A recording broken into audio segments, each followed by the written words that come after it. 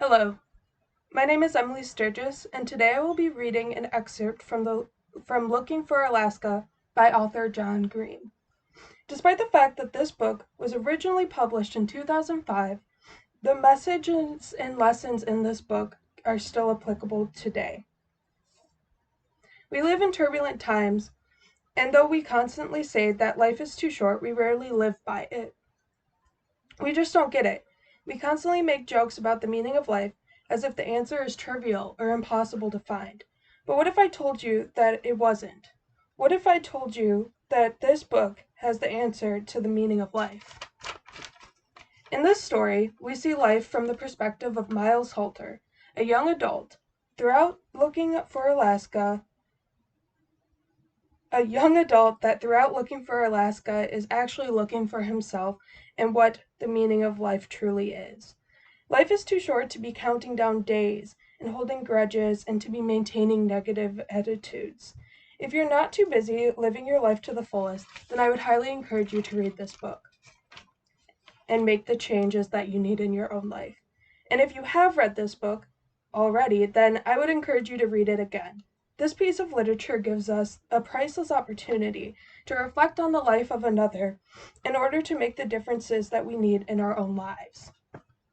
And because I am encouraging you to start today with living your life to the fullest, I will be starting at the beginning of the book. The week before I left my family and Florida and the rest of my minor life to go to boarding school in Alabama, my mother insisted on throwing me a going away party. To say that I had low expectations would be an understatement, would be to underestimate the matter dramatically. Although I was more or less forced to invite all of my school friends, i.e., the ragtag bunch of drama people and English geeks I sat with by social necessity in the cavernous cafeteria of my public school, I knew they wouldn't come. Still, my mother persevered, awash in the delusion that I kept my popularity secret from her all these years. She cooked a small mountain of artichoke dip. She festooned our living room in green and yellow streamers, the colors of my new school. She bought 24 champagne poppers and placed them around the edge of the table. And when the final Friday came, when my packing was mostly done, she sat with my dad and me on the living room couch at 4:56 p.m. and patiently awaited the arrival of the goodbye to Miles cavalry. The cavalry consisted of exactly 2 people. Marie Lawson, a tiny blonde with rectangular glasses, and her chunky, to put it charitably, boyfriend Will.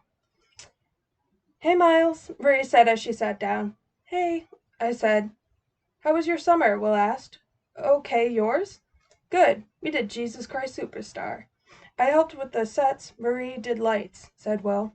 "That's cool," I nodded knowingly, and that about exhausted our conversational topics. I might have asked a question about Jesus Christ Superstar, except 1, I didn't know what it was, and 2, I didn't care to learn, and 3, I never really excelled at small talk. My mom, however, can talk small for hours. And so she extended the awkwardness by asking them about the rehearsal schedule and how the show had gone and whether it was a success. "I guess it was," Marie said. "A lot of people came, I guess." Marie was the sort of person to guess a lot.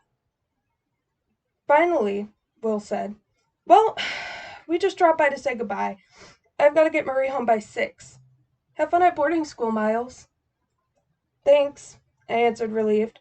The only thing worse than having a party that no one attends is having a party attended only by 2 vastly, deeply uninteresting people.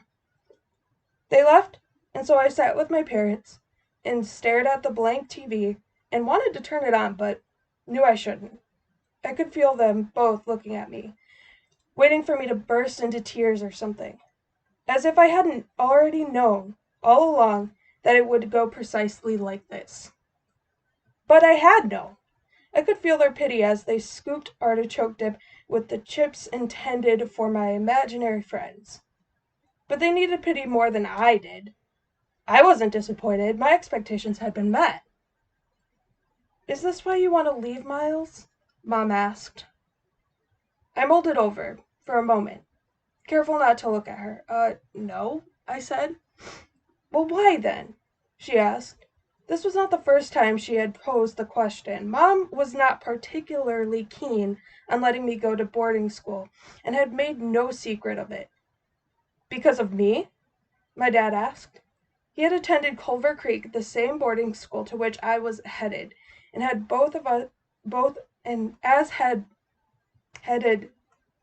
both of his brothers and all of their kids. I think he liked the idea of me following in his footsteps.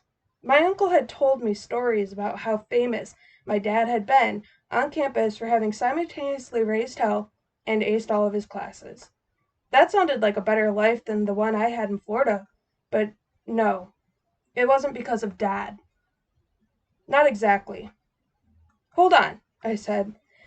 I went into Dad's study and found his biography of Francois Rabelais. I liked reading biographies of writers. Even, as was the case with Monsieur Rabelais, I never read any of their actual writing. I flipped to the back and found the highlighted quote. "Never use a highlighter in my books," my dad had told me 1,000 times, but how else are you supposed to find what you're looking for? "So this guy," I said, standing in the doorway of the living room, "Francois Rabelais. He was this poet, and his last words were, 'I go to seek a great perhaps.' That's why I'm going, so I don't have to wait until I die to seek a great perhaps."